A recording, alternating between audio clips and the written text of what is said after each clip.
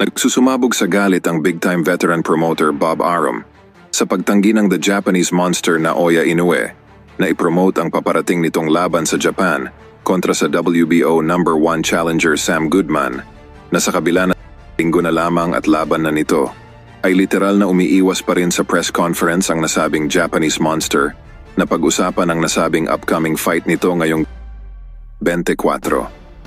Ang nasabing pagtanggi nitong si Inoue na ipromote ang laban nito kontra Goodman ay dinipensahan agad ng tumatayong manager ngayon nitong si Inoue na si Ohashi na hindi raw obligasyon ng kanilang alagang si Naoya Inoue na ipaglandakan ang laban nito dahil ito raw ay trabaho ng mga promoters ni Inoue.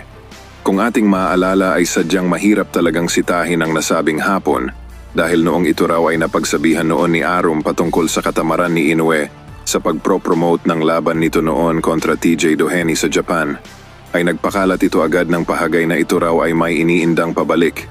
Balik na kirot sa orbital bone tuwing nakikipag-sparring na ang nasabing fracture ay hindi pa raw tuluyang gumagaling. Kung maaalala, ang nasabing fracture ay natamo nito sa laban noong 2019 pa kontra Donaire at nagbanta na ipapaliban ang nasabing laban kay Doheny na naging dahilan kung bakit nalugi ang nasabing matchup. At noong sa laban naman nito kontra Stephen Fulton ay nagpakalat rin ito agad ng statement sa media na ikakansela muna nito ang naturang laban sa Black American Fighter dahil sa pabalik-balik di umano ng back pain nito na kinakailangan raw ng mahabang recovery o pahinga. Kaya ang nasabing matchup noon ay naantala ng 2 buwa kontra sa former Unified Champion Stephen Fulton.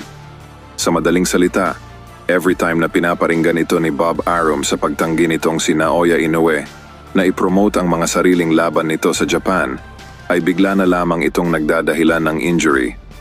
At sa huling balita, prangka ang kampo ni Akhmadaliev sa pagbibigay ng 3 kondisyones sa tumatayong handler ngayon ng ating bambatong si Cuadro Alas na si Chavit Singson sa inaabangang laban ng dalawa sa darating na Marso ng susunod na taon.